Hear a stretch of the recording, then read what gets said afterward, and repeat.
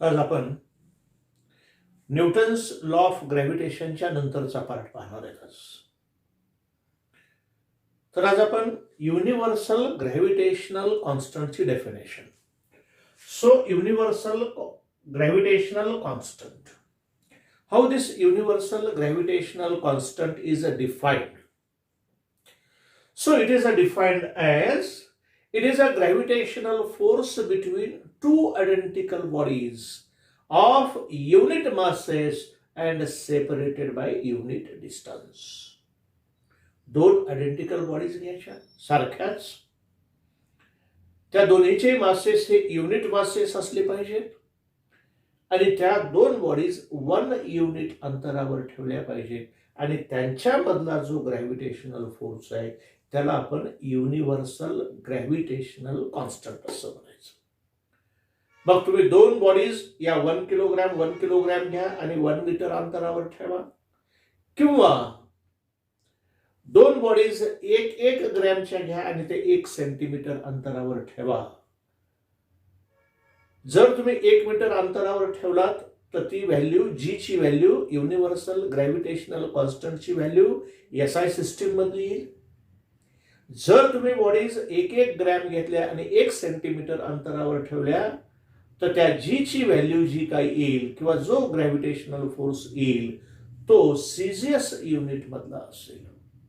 So universal gravitational constant is defined as it is a gravitational force of attraction between two identical bodies. It is a gravitational force between two identical bodies of unit masses separated by unit distance. त्या ज्या दोन unit masses आहेत unit डिस्टन्सने separate केलेले आहेत. Series it is a gravitational force of attraction between two identical bodies of unit masses and separated by unit distance. So this is called as a universal gravitational constant. Let us suppose we have taken a first body of mass m1, second body of mass m2. These two bodies A and B are identical bodies, so m1 is equal to m2 is equal to 1 unit. म्हणजे ह्या दोन्ही masses m1 आणि m2 हे identical आहेत, त्याच्यामुळे त्यांचे masses सारखे आहेत आणि ते मासेस 1 युनिट इतके आहेत. Distance between two bodies is 1 unit, that is r, and F is the gravitational force. So by Newton's law of gravitation, according to the Newton's law of gravitation, F is equal to gravitational force is equal to G into mass of first body into mass of second body divided by r square, that is a distance square. हे Newton's gravitation law हा gravitational force देतो. याच्यामध्ये आपण काय conditions ठेवणार? Yes, definition मध्ये दिलेली condition या फॉर्म्युल्यात ठेवायची. डेफिनेशन मध्ये काय कंडिशन दिली? It is a gravitational force of attraction between two identical bodies of unit masses. म्हणजे याच्यामध्ये body, first body second body ह्या दोन्ही बॉडीज आयडेंटिकल आहेत आणि त्याचं मास हे युनिट मास आहे, म्हणून m1 is equal to m2 is equal to 1 unit असं घेतलं. m1 is equal to m2 is equal to 1 unit. And the distance between two body is 1 unit. या दोन बॉडीज मधलं अंतर 1 युनिट आहे, म्हणून r is equal to 1 unit. या ठिकाणी मी कोणत्याही सिस्टीमचा उल्लेख केलेला नाही. म्हणजेच हे युनिट मी मीटर असंही म्हणत नाही किंवा सेंटीमीटर असंही म्हणत नाहीये. तुम्हाला ज्या सिस्टीम मध्ये घ्यायचं त्या सिस्टीम मध्ये घ्या, पण हे दोन्ही मासेस हे युनिट मासेस असले पाहिजेत आणि या दोन युनिट मासेस मधलं अंतर ही युनिट डिस्टन्सच असलं पाहिजे. म्हणजे मासेस हे जर 1 किलोग्रॅमचे असतील तर हे अंतर 1 मीटर असेल. हे मासेस जर 1 ग्रॅमचे असतील तर दोन्ही मधलं अंतर 1 सेंटीमीटर असेल. आणि या ठिकाणी मग m is equal to 1, m1 is equal to 1, m2 is equal to 1, r is equal to 1 जर ठेवला तर काय होईल? g into 1 upon 1 square. So f is equal to g. The gravitational force between two bodies is equal to the universal gravitational constant. So in this way we define the universal gravitational constant. Universal gravitational कॉन्स्टंटची definition काय? It is the gravitational force of attraction between two identical bodies of unit masses and separated by unit distance. So this is the definition of universal gravitational constant. म्हणजे याचा अर्थ दोन unit masses घेतले आणि unit distance अंतरावर जर ठेवले तर त्या दोन बॉडीज मधला हा ग्रॅव्हिटेशनल फोर्स हा युनिव्हर्सल ग्रॅव्हिटेशनल कॉन्स्टंटच्या इतका असतो. So after that we will find the unit of G. जीचं युनिट काय असलं पाहिजे. सो according to Newton's law of gravitation, F is equal to g into mass of first body into mass of second body divided by distance square. So this is a formula for the gravitational force between two bodies of masses m1 m2 separated by distance r. So g is equal to, या फॉर्म्युल्यावर आपण g ची किंमत लिहिली. g is equal to f into r square divided by m1 into m2. म्हणजे हा जी इथेच ठेवला, हे m1 m2 भागाकारात आले आणि r स्क्वेअर हा गुणाकारात गेला. So G is equal to f into r square divided by m1 into m2. मग हे युनिट आपल्याला एसआय सिस्टीम मध्ये काढायचं आहे. एसआय सिस्टीम म्हणजे किलोग्रॅम मध्ये वगैरे. तर एसआय सिस्टीम मध्ये फोर्स, एसआय युनिट्स मध्ये फोर्सचं युनिट आहे न्यूटन. डिस्टन्स हे मीटर मध्ये मोजतात म्हणून मीटर स्क्वेअर, आणि मास हे किलोग्रॅम मध्ये मोजतात म्हणून किलोग्रॅम हे m1 आणि m2 ऐवजी kilogram. So newton into metre square upon kg into kg. पहा, एसआय सिस्टीम मध्ये फोर्स हा न्यूटन मध्ये मोजला जातो, डिस्टन्स हे मीटर मध्ये मोजलं जातं. इथं r स्क्वेअर आहे म्हणून इथं मीटर स्क्वेअर आहे. इथं मास हे किलोग्रॅम मध्ये मोजलं जातं, मास हे किलोग्रॅम मध्ये मोजलं जातं. म्हणून एसआय सिस्टीम मध्ये जीचं युनिट काय झालं.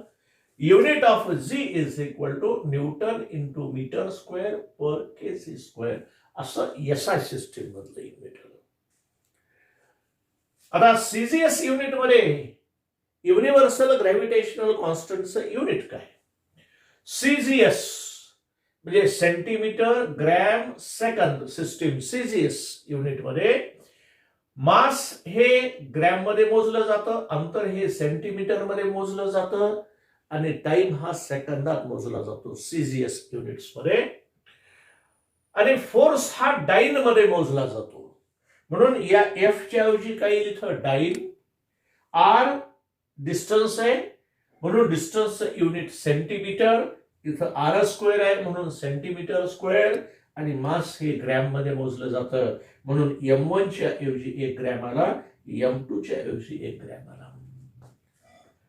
आणि सीजीएस सिस्टीम मधलं जीचं युनिट काय आलं. Dyne into centimetre square per gram square. अशा प्रकारे हे सीजीएस युनिट मध्ये युनिव्हर्सल ग्रॅव्हिटेशनल कॉन्स्टंटचं युनिट आलं. पहा, या फॉर्म्युल्यावरनं एफ वरनं जी ची किंमत काढली आणि जी ची किंमत काढल्यानंतर याच्यात येणाऱ्या प्रत्येक टर्मच्या आपण त्या सिस्टीम मध्ये ह्या ठेवल्या, त्या फिजिकल क्वांटिटीज ठेवल्या. एसआय सिस्टीम मध्ये फोर्सची न्यूटन मध्ये मोजतात, अंतर मीटर मध्ये मोजतात म्हणून मीटर स्क्वेअर, आणि मास हे किलोग्रॅम मध्ये मोजतात. तर सीजीएस सिस्टीम मध्ये फोर्स हा डाईन मध्ये मोजला जातो, अंतर हे सेंटीमीटर मध्ये मोजलं जातं आणि मास हे ग्रॅम मध्ये मोजलं जातं म्हणून सीजीएस सिस्टीम मध्ये त्याचं युनिट आलं dyne into centimetre square per gram square. आता या physical quantity universal gravitational constant G याचे आपल्याला डायमेन्शन्स काढायचे. 11वीला सुद्धा डायमेन्शन्स कसे काढायचे हा टॉपिक आहे, मेजरमेंट या टॉपिक मध्ये आहे. पण तुम्हाला याच्या अगोदर तो 10वी पर्यंत हा झालेला आहे डायमेन्शन्स कसं काढायचं. त्यानुसार dimensions of G, G is equal to F into R square upon m1 into m2. आपल्याला फोर्सचे डायमेन्शन्स काढावे लागतील, डिस्टन्सचे डायमेन्शन्स काढावे लागतील आणि मासचे डायमेन्शन्स काढावे लागतील.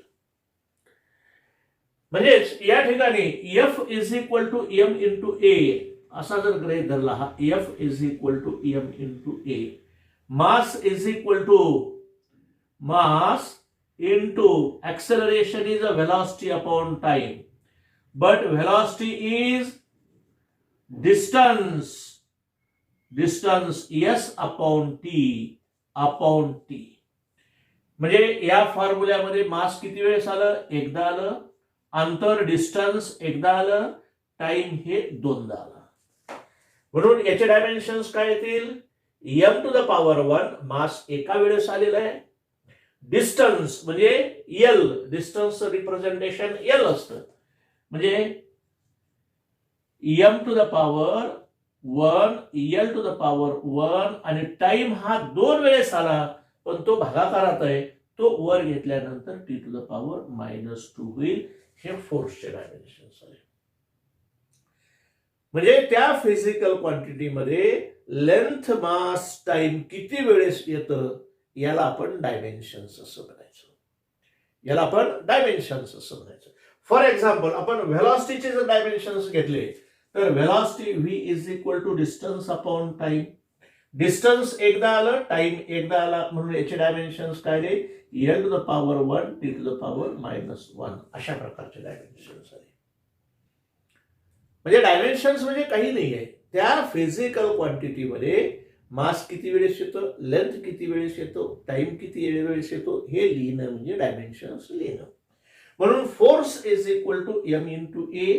m as it is, acceleration is velocity upon time, but velocity is equal to distance upon time, so mass into distance upon time म्हणजे time square, mass into distance upon time square म्हणजे mass एका वेळेस आलं, length एका वेळेस आली आणि time मात्र 2 वेळेस आला, म्हणून त्याचे डायमेन्शन्स झाले. Dimensions of force is equal to m to the power 1, l to the power 1, t to the power -2.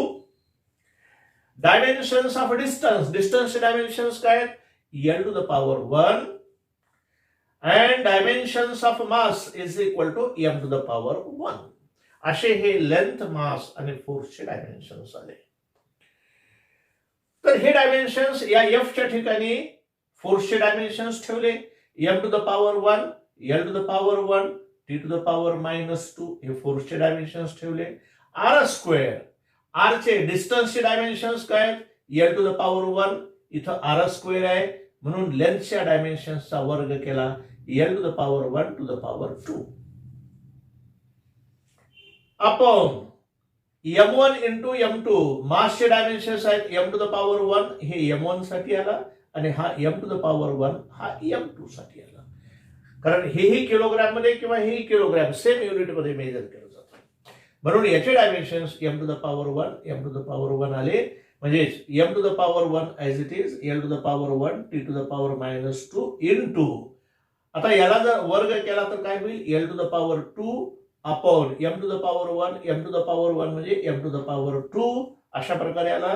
इथं m टू द पॉवर +1 आणि भागाकारामध्ये m टू द पॉवर 2 हा वर गेल्यानंतर मायनस होईल, +1 -2 म्हणजे m to the power m to the power 1 ह्या l मध्ये हा 2 मिसळले, l टू द पॉवर 1 आणि l टू द पॉवर 2 एकूण किती झाले, l टू द पॉवर 3 आणि t to the power -2 as it is. म्हणजे हे पूर्ण याचे डायमेन्शन्स आपण एकत्रित केले, m to the power 1, l to the power 1, l to the power 2 हे मिळून l टू द पॉवर 3 आणि t to the power -2 and m to the power 2 as it is. आता हा m टू द पॉवर 2 वर गेल्यानंतर minus झाला, +1 -2 -1. हे पहा, +1 हा -2 -1, m to the power -1, l to the power 3 and t to the power -2. So the dimensions of universal gravitational constant are m to the power 1, l to the power 1, t to the power m to the power 1, l to the power 3 and t to the power -2. l to the power 3, t to the power -2. अशा प्रकारे हे dimensions आले.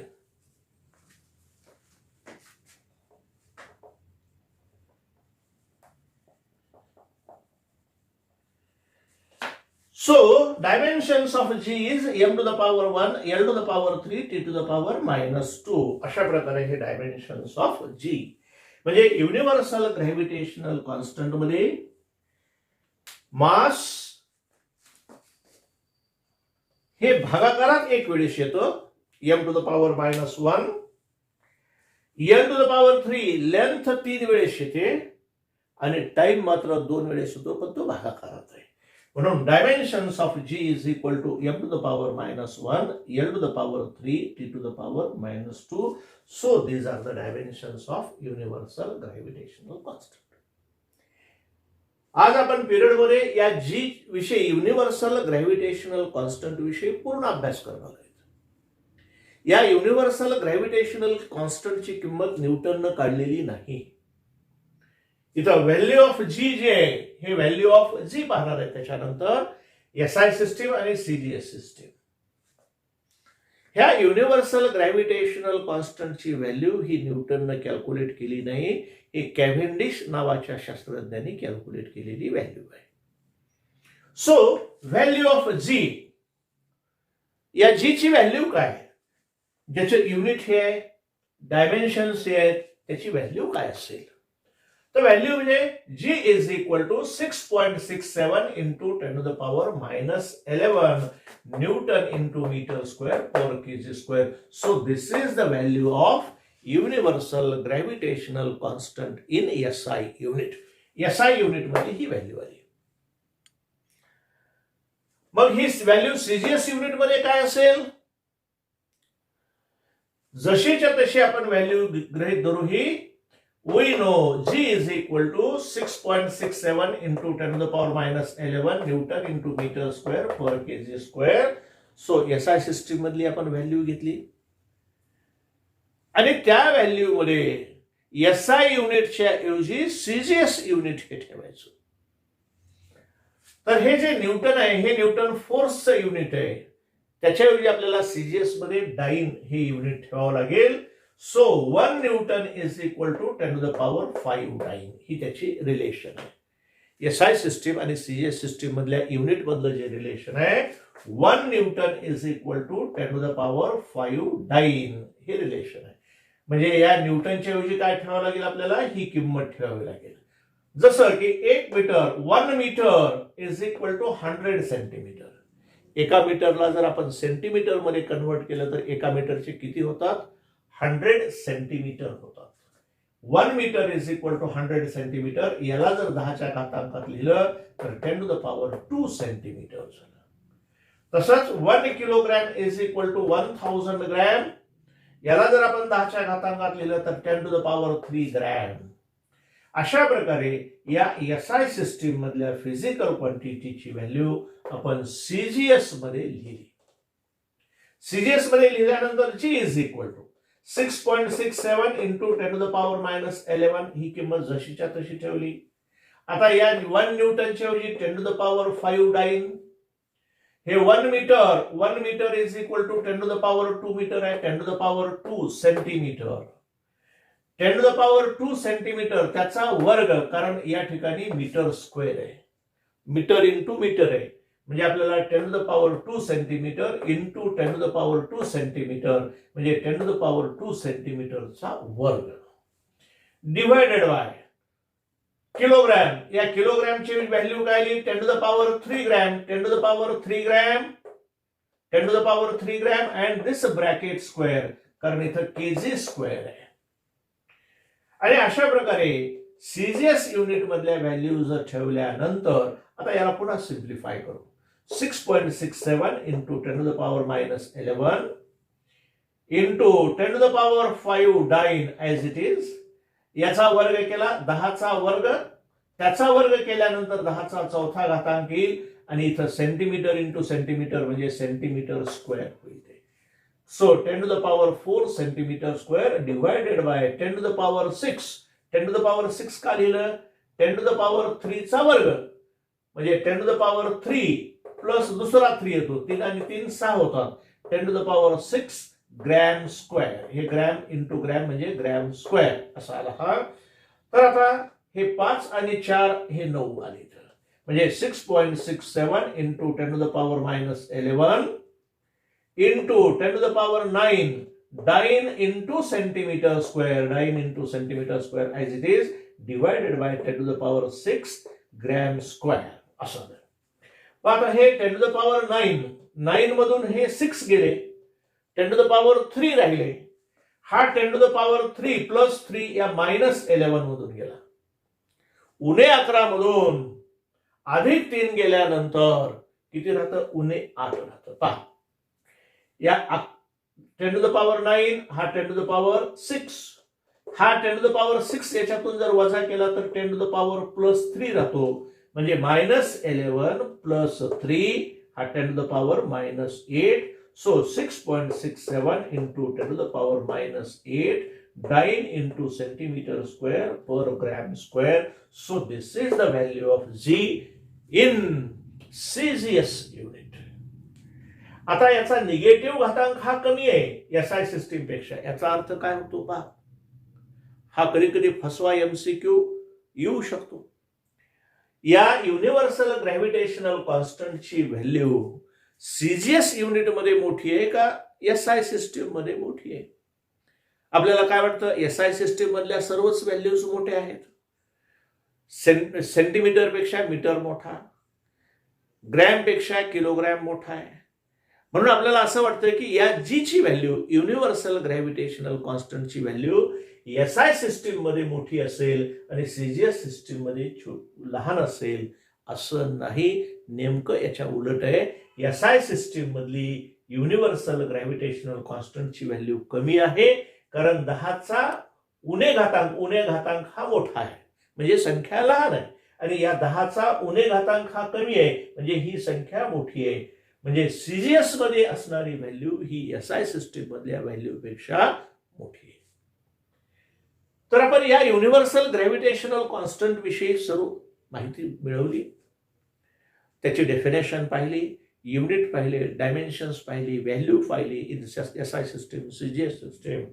आता याच्याविषयी note आहे.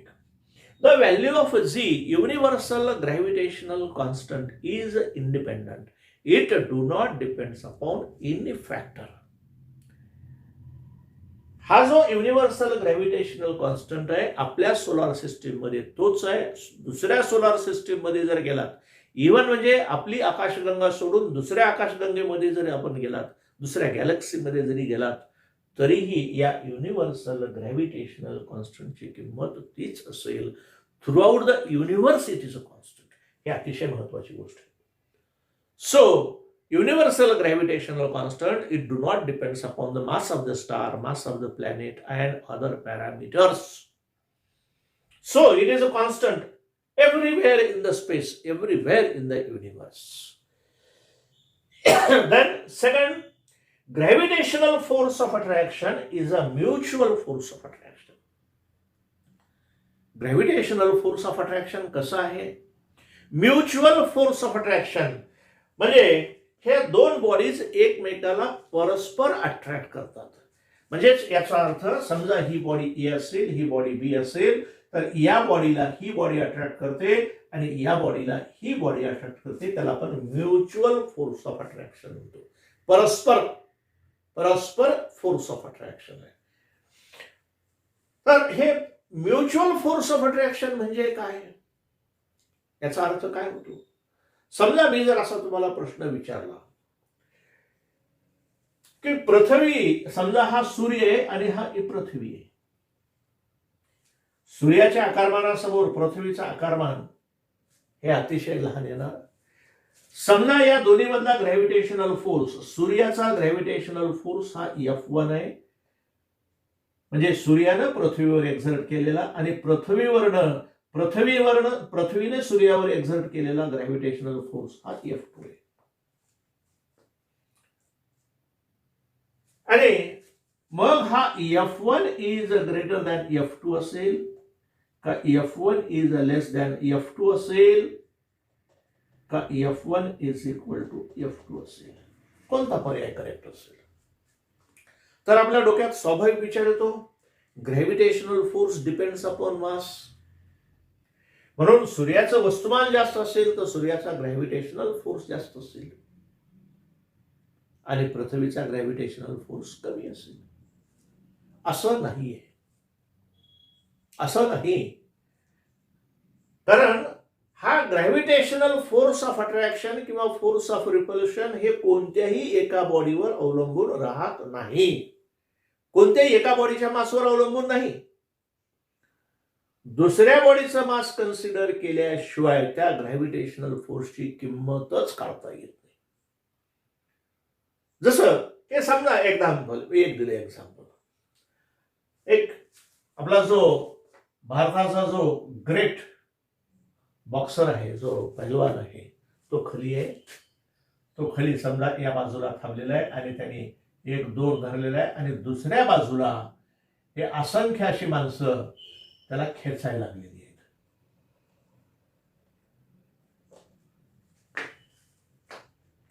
दहा 20 माणसं जे काय असतील, या बाजूला खली आहे आणि या बाजूला ही माणसं खेचायला लागलेली आहेत.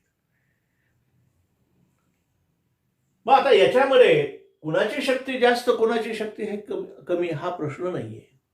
या दोरीमध्ये टेन्शन किती असेल, तर या दोघांनी एकमेकावर एक्झर्ट केलेला फोर्स,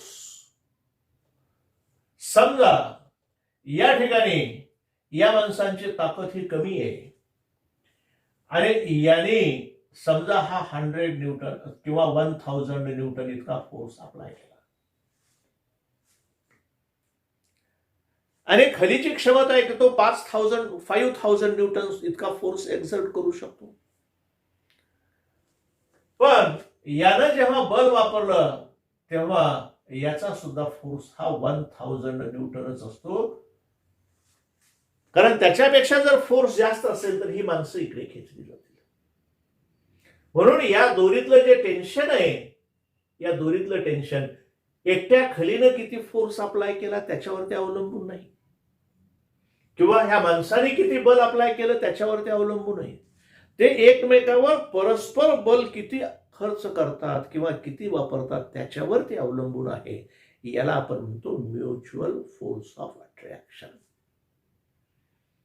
खलीची क्षमता जास्त असून सुद्धा दोरीच्या या टोकाला टेन्शन जास्त आणि या टोकाला टेन्शन कमी होईल असं नाही. समजा ही माणसं गृहीत धरण्याच्या ऐवजी इथं समजा आपण लहान मूल गृहीत धरलं की 10 वर्षाचं मूल आहे आणि या बाजूला खली थांबलेला आहे आणि दोघं जण ते दोरीला खेचायला लागले. त्या दोघांचं बल कसं असेल, समसमान बल असेल.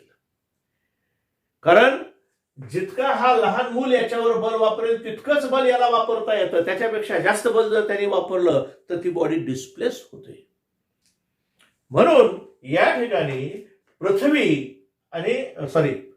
आणि सूर्य याच्यामधला जो फोर्स ऑफ अट्रॅक्शन आहे हे म्युच्युअल फोर्स ऑफ अट्रॅक्शन आहे. म्हणून जितका फोर्स ऑफ अट्रॅक्शन पृथ्वी ही सूर्यावर एक्झर्ट करते तितकाच फोर्स ऑफ अट्रॅक्शन सूर्य हे पृथ्वीवर एक्झर्ट करतो. म्हणून F1 is equal to F2 हे करेक्ट.